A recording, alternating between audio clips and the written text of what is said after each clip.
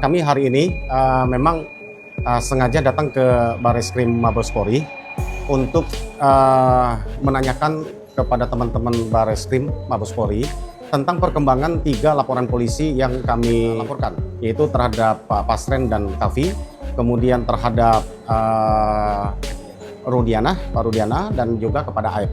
Ya, kami bertanya karena 3 LP ini sudah kami layangkan dari bulan Juli yang lalu 2024. Artinya sudah berjalan 4 bulan. Sampai hari ini masih berjalan. Hari ini juga ada pemeriksaan saksi terhadap LP yang kami layangkan, tapi yang kami melihat berjalan itu hanya LP yang terhadap Pak Rudiana. Untuk yang Aep dengan yang Dede, dengan Pak Pasren dan juga Kavi, ini sampai hari ini kami belum melihat ada perkembangan yang signifikan. Itu sebabnya kami mencoba untuk berkomunikasi, meminta SP2HP ya, perkembangan terhadap LP laporan polisi yang sudah kami buat gitu. Untuk laporan Aep dan Dede itu kurang lebih di atas 10 ya sudah ya, saksi yang diperiksa, termasuk para terpidana itu sudah diperiksa juga ya, terhadap laporan Aep dan Dede ya, di rutan. Itu kalau nggak salah bulan Juli itu sudah dilakukan pemeriksaan ya. Kemudian terhadap yang Rudiana juga kami juga menghadirkan sudah lebih dari 10 saksi juga yang sudah dilakukan pemeriksaan itu ya. Dan hari ini ada Pak Muran, ini orang tua dari Pak Eka Sandi dan juga Aldi ya, Rinaldi ya, dipanggil di saksi. Kenapa ini dipanggil menjadi saksi? Oleh karena kita tahu Rinaldi ini kan sempat diamankan, ditangkap, dan di dalam persidangan peninjauan kembali di Pengadilan Negeri Cirebon, Rinaldi ini adalah salah satu yang memberikan kesaksian di depan pengadilan dan dibawa sumpah ya, dan menyatakan apa yang dia alami. 24 jam kurang lebih dia diamankan, dan keluarganya ini melihat, dan bahkan dalam kesaksiannya kan sampai hampir 2 bulan sesudah dia dilepaskan itu bukti penganiayaan atau bukti luka kondisi fisik dia itu orang tuanya melihat. Mungkin itu terkait itu akan diperiksa kan gitu kan. Apa betul nggak 2 bulan, dan apa yang dilihat, luka-luka apa sih yang dilihat oleh orang tuanya. Jadi menurut kami sekali lagi bahwa terhadap laporan kepada Pak Rudiana ya, ini menurut saya tidak harus menunggu putusan PK ya, karena ini adalah pidana murni menurut kami ya. Yang kami laporkan kan tentang dugaan penganiayaan, penyiksaan yang dilakukan oleh Rudiana dan kawan-kawan. Artinya bukan hanya Pak Rudiana dan kawan-kawan ya. Kawan-kawannya itu siapa? Silakan Pak Mabes Polri ya, penyidik yang akan menentukan. Kami hanya menghadirkan, membantu dalam sisi saksi yang dibutuhkan ya. Bahwa para terpidana sudah bersaksi bahwa mereka ini mengalami penyiksaan, mengalami penganiayaan. Kemudian Aldi yang sudah sempat juga dilepas dan mengalami penyiksaan, dan luka fisiknya disaksikan oleh keluarganya. Nanti mungkin Pak Muran bisa bercerita, selain Pak Muran siapa saja yang melihat. Kan itu kan lukanya 2 bulan katanya butuh penyembuhannya. Nanti bisa ditanyakan oleh kepada Pak Muran, apa betul nggak 2 bulan itu gitu kan, luka itu yang dialami. Ini kan sungguh ironis ya, artinya kami dalam, kenapa ini penting ya, kenapa ini penting buat kami dalam kasus Vina Cirebon ini, karena kalau betul dugaan penyiksaan itu ada ya, maka otomatis menurut kami apa yang dihasilkan pengakuan itu tidak bernilai. Bias ya, didapatkan suatu dari hasil penyiksaan yang dilarang oleh hukum pidana kita satu ya kan. Yang kita laporkan kan ada pasal 442 ya, tentang apa, tindak pidana ya, membuat orang mengaku dengan tindak pidana kekerasan, pegawai negeri dengan menyalahgunakan kekuasaan yang memaksa orang untuk mengaku atas apa yang dialami dalam keadaan tekanan dan sebagainya. Dan kami melihat kalau itu benar terjadi, bukan hanya hukum Indonesia yang melarang itu, hukum internasional, hukum HAM internasional ya, yang sudah kita ratifikasi, yang kita sudah terima dalam hukum HAM di Indonesia yang anti penyiksaan, dan sudah kita terima, dan Indonesia itu adalah salah satu negara yang ikut menandatangani dan sudah meratifikasinya. Tentu ini haram buat kita.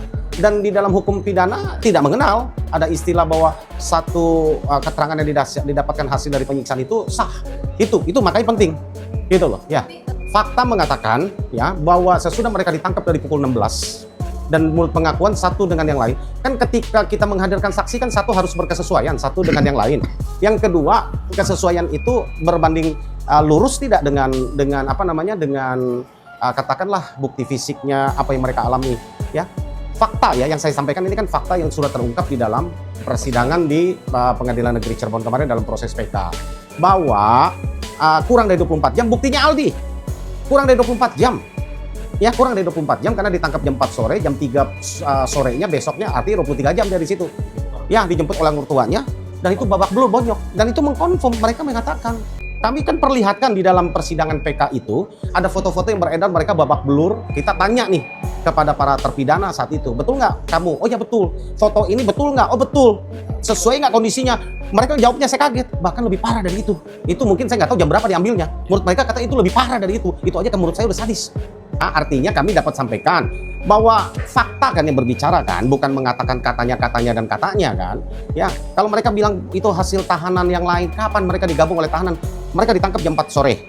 Ya, mereka diperiksa menjadi tersangka itu jam 2, jam 3 subuh sampai besok paginya.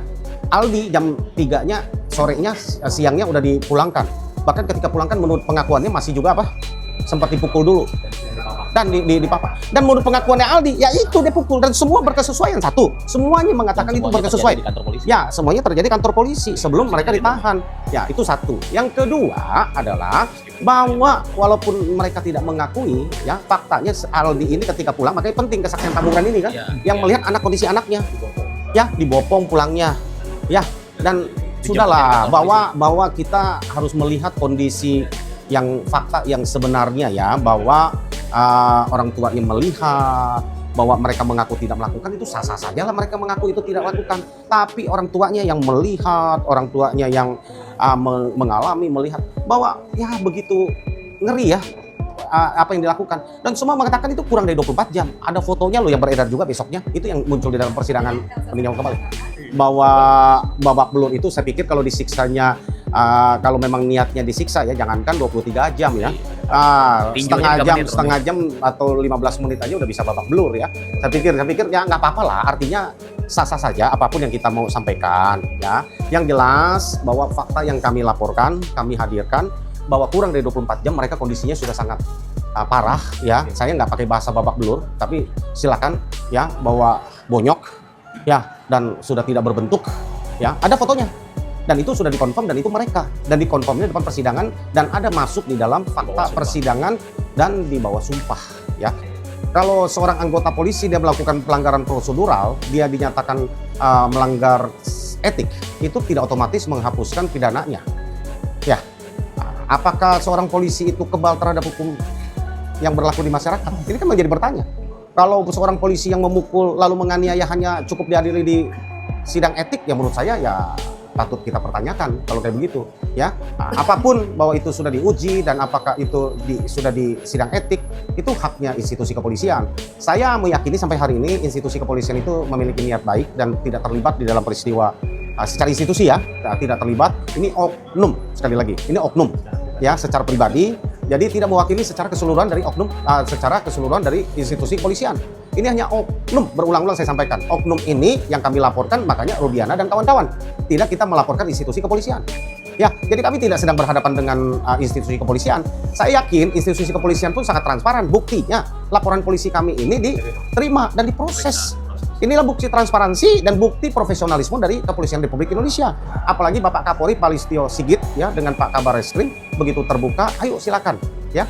Kita koreksi, kita ini sama. Cuman hari ini kami datang adalah kami ingin mendorong, ayo dong teman-teman lebih cepat lagi walaupun jalan. Saya nggak katakan nggak jalan. Untuk yang Pak Pasren dan Kavi sampai hari ini belum pernah kami diperiksa selaku pelapor. Belum pernah, kami sebagai pelapor aja belum pernah diperiksa. Kami udah bikin LP udah 4 bulan lalu. Kami mau bertanya hari ini, kemana LP kami? Untuk yang Aib dengan yang Pak Rudiana itu sudah berjalan. Ya, untuk yang Pak Pasren dengan Kavi ini belum pernah. Kami ingin bertanya.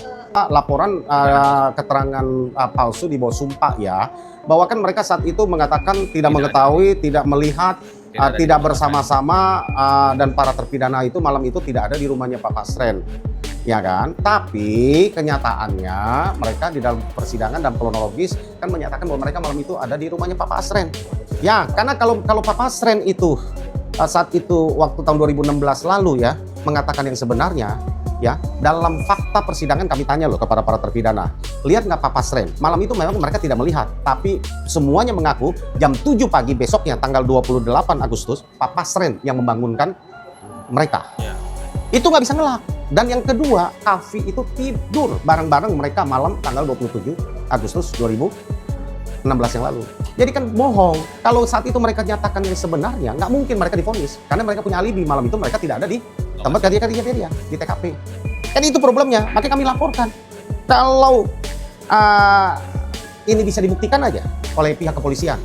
Kan saksi banyak yang melihat, ada tukang sayur mengatakan malam itu dibantu oleh siapa para terpidana yang nginep ya, lalu ada yang melihat mereka ada di situ. Kan ini kan nggak perlu nunggu PK, hasil PK menurut kami. Kan sudah ada saksi lain, ada yang lain yang mengatakan bahwa betul. Harusnya teman-teman kepolisian ini dengan mempercepat ini dapat membantu proses PK, ya, bahwa betul, gitu kan? Iya, ditindaklanjuti, ya kan, laporan Pak Pasren dengan Kavi. Nggak perlu nunggu dulu putusan apa PK, karena ini berbeda. Yang kami laporkan itu mereka memberikan kesaksian palsu. Di dalam kesaksian palsu ini ada saksi-saksi yang melihat yang tidak dihadirkan dalam persidangan tahun 2016 yang lalu. Ada yang melihat, ada yang dibantu oleh mereka dan sebagainya, termasuk Kavi. Pertanyaannya, kenapa Kavi nggak diperiksa? Kenapa Kavi nggak Kavi ikut ditahan loh, ditangkap. Ada di lokasi penangkapan tanggal 31 Agustus 2016 lalu. Tapi kenapa dia biarkan dia pulang? Ini pertanyaan buat kami. Ya, sedangkan Saka Tatal dengan Rinaldi Aldi yang datang pakai motor habis beli bensin, ya langsung ditangkap dimasukin ke mobil. Kenapa? Ini kan tanda tanya besar buat kami. Ini teka-teki yang harus dijawab. Gitu.